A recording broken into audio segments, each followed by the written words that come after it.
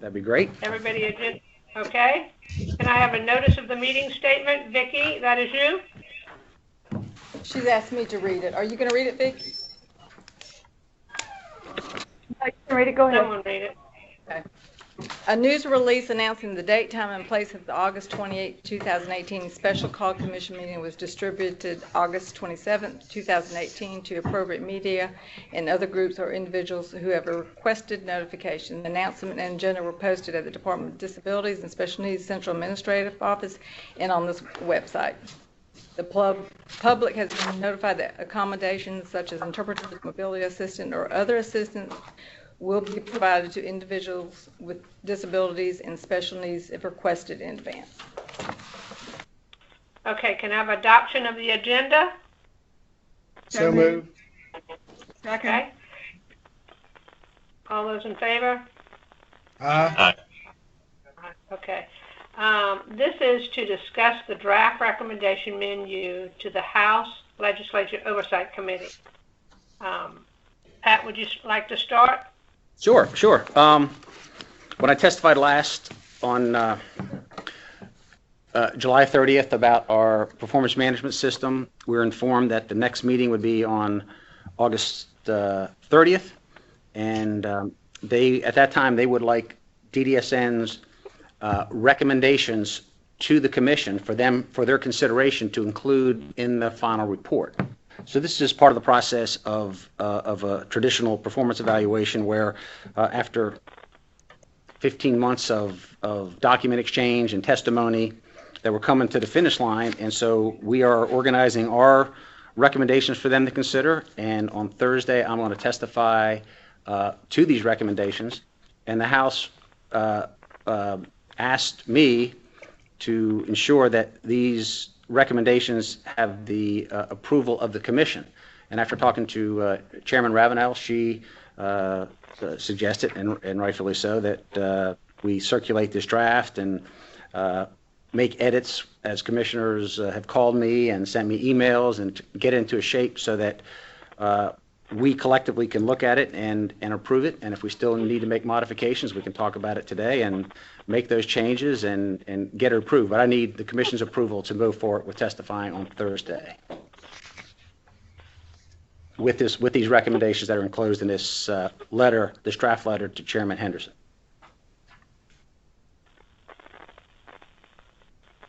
And, Do I have some discussion? I tell you, this is a quiet group today.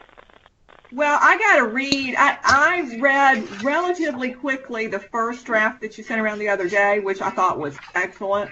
And I am just, pulling up the draft from this morning with the yellow edit, and then I know there was a final draft. Do you want to talk us through those, Pat, or I don't know, what's the best way? Well, the first draft, went out last week, and then I got some comments last night, and I updated it. And the difference between the first draft and second draft is probably, I'm thinking 5 or 6, 7 recommendations and some narrative changes just to, capture the right tone and description of some narrative that's in the document. So it wasn't dramatic change. It was just, and I could go over the changes, although I don't have them highlighted in front of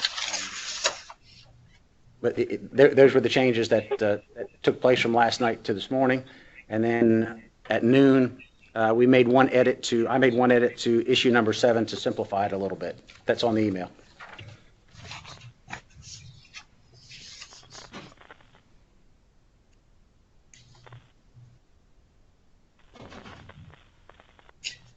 What is the significance of the numbering? How do we establish that?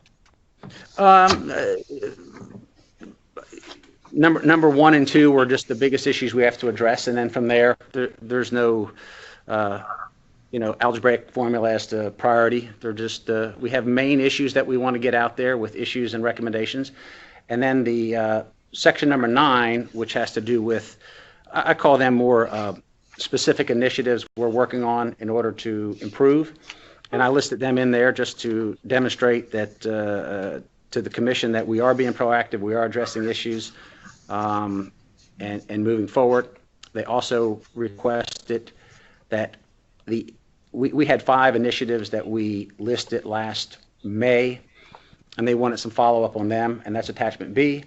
And then last fall, the staff worked with the commission on a number of legislative recommendations, which were approved by the full commission, and we sent that to the House Oversight, and it's been sitting in their file since last fall. But now that we're in the final stages, I made that attachment A to the memo just to remind them these are commission-approved recommendations for changes in law, of which they will consider on Thursday.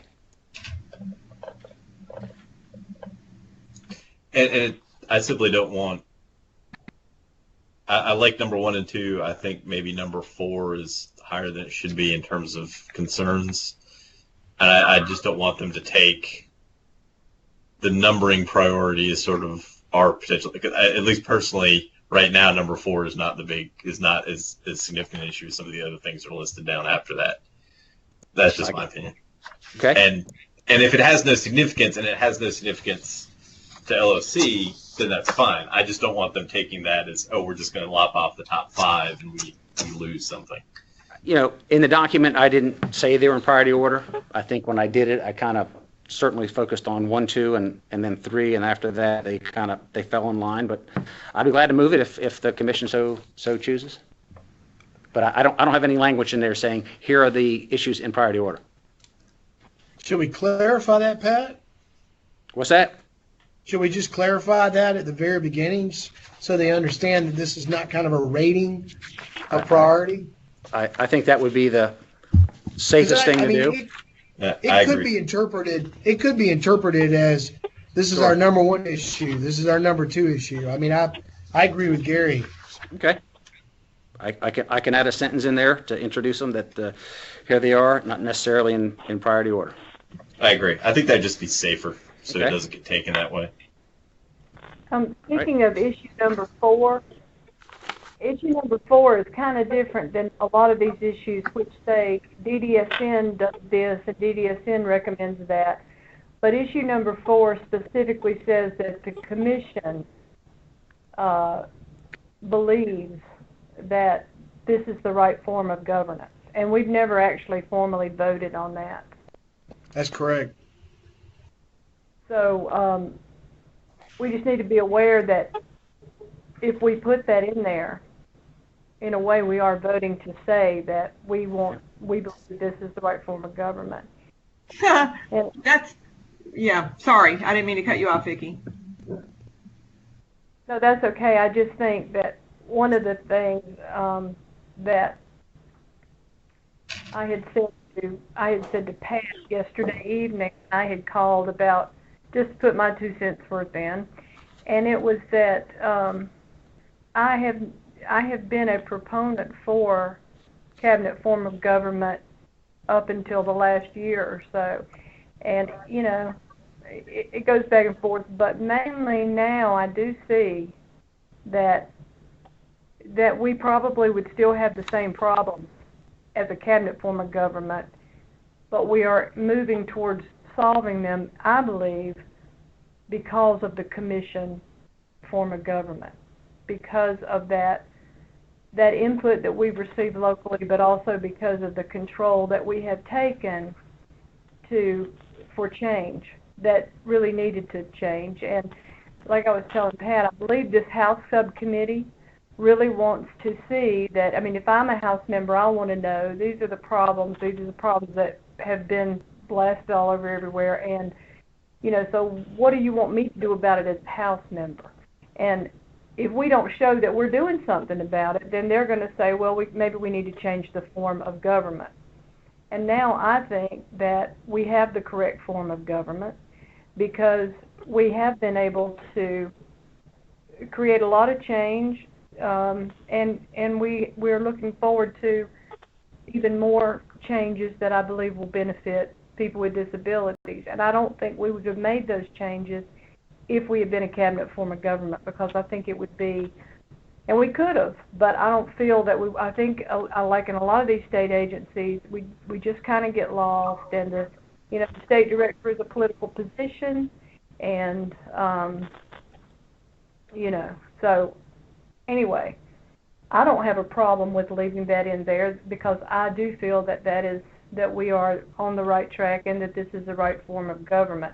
But I just want to make sure everybody else understands that if this recommendation specifically is coming from the commission, and we've never really taken a vote on it. Yeah, thank you for raising that, Vicki. I don't think I have a problem with leaving that language in there. I've got a little bit of mixed feelings on the commission form of governance. I guess I think I'm a believer in it, and maybe I'm just not a very good commissioner because I don't feel very effective in governing because I don't have time to read all of the stuff that comes out. I don't have time to read and respond to all of the constituent emails. I barely have read this memo that we're doing, and it's not because I don't care. It's because I have another full-time job and a family, and I run a nonprofit, and there's just not time to devote to what I consider to be very serious matters. But that may be just a function of maybe I'm not the right person for the job, not a condemnation of the form of government. So I just wanted to put that on the record.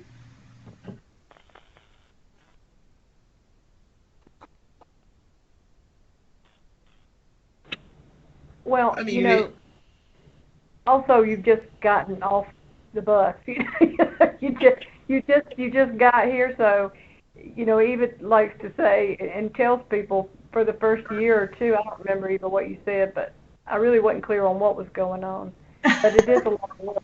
Yeah, Vicki, what year are we on? My feeling, if it becomes, under the governor, it's going to be, unless they have a very, very good executive director, we're not going to have the input from the community is not going to be there. So, I think that is my main problem with it, is that I want us to have at least some say-so about it.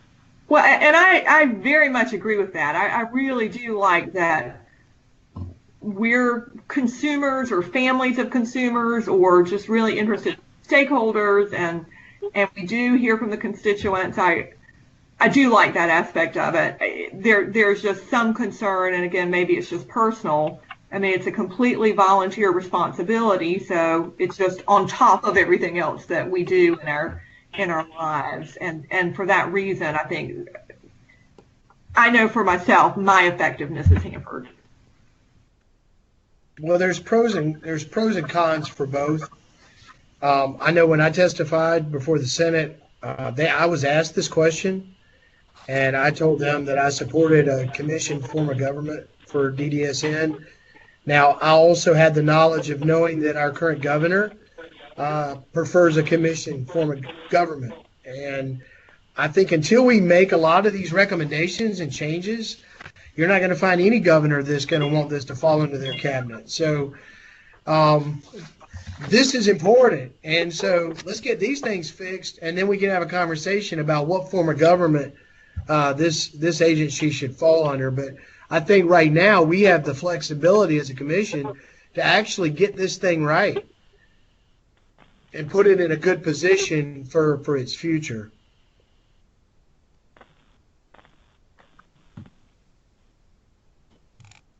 Are you guys having a hard time hearing me? The Skype is giving me a message saying my device may be causing poor audio quality. No, you sound great. Sound great. No, we can hear you. Okay, thanks. Just checking. Well, I agree with what you just said, Chris. And as I said, I did actually read one of the earlier drafts that you sent, Pat, and I think it's exactly where we need to be. And I just commend you for all the work that went into putting this document together. Well, everybody's been hammering here for 6 months, and it's just the final product of it. So we leave issue number, just from my perspective, I know at the beginning of this review, this was a very hot and heavy issue, and it seems to have dissipated. But I felt like we had to address it because it was very relevant in the spring of 17 and summer of 17. Do you think, Pat, though, that's because of all the negative news stories that the winds of change were swirling around and that just seemed like the right answer at the time? I don't know all the history. I think this has bubbled up a number of times over the last 2 or 3 years. Am I correct? And I don't know what bounces it back up into the arena, but it just seemed like it had more traction in the spring, and I felt like it's dissipated, and I've asked people, on the Capitol grounds, and it doesn't seem like it has much traction today. But I felt like we had to at least, have some position, or maybe we don't want to take a position. But I think leaving it not a non-answer, I think they'd be kind of wondering what do we think. And I guess what also stimulated me was the last hearing. There was, now that they get to the report stage, I just want to get all the input on the table possible to make sure the legislature understands our recommendations so that they can, when they process theirs, there's not a vacuum there. I think there's been a contingent in the Senate that has been pushing that for a while. And it just sort of peaked its head in 17 that they got a little bit more traction, and I think that's sort of backed off. So it's still there. I think there's still a group that won't be satisfied until it's changed because they haven't liked some of the results that we've had. Okay. For the benefit of the group here, issue 4 is the issue has to do with the proper organizational structure for DDSN, and we're recommending, at least the draft recommendation is that we remain a commission. Okay.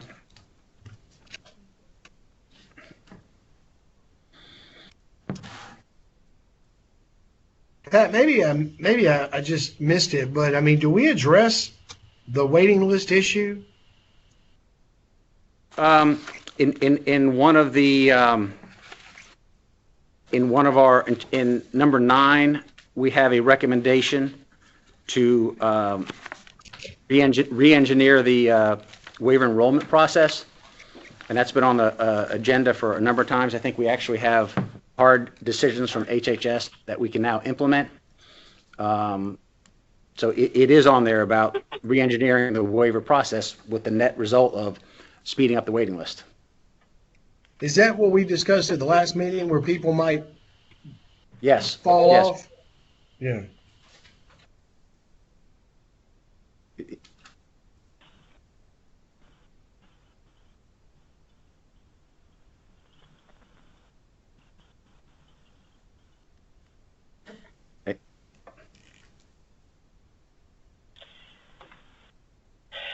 Just to kind of keep this meeting going, anybody else have any other questions for Pat? Or I'm not trying to push it on, but everybody just sits here and doesn't say a word. I don't have any more questions. I don't either. I feel like it's a very well put together document. I also appreciate the specific language in there, making sure that we're not hamstringing our new executive director when she comes in. I do feel like that as you're making that presentation, Pat, that should really be a point of emphasis, that we don't want this to turn into a set of handcuffs that lock us in, because quite frankly, that's one of the reasons why we made the decision that we did in terms of having some dynamic change coming about for us. Roger that. But outside of that, I'm very satisfied with the document.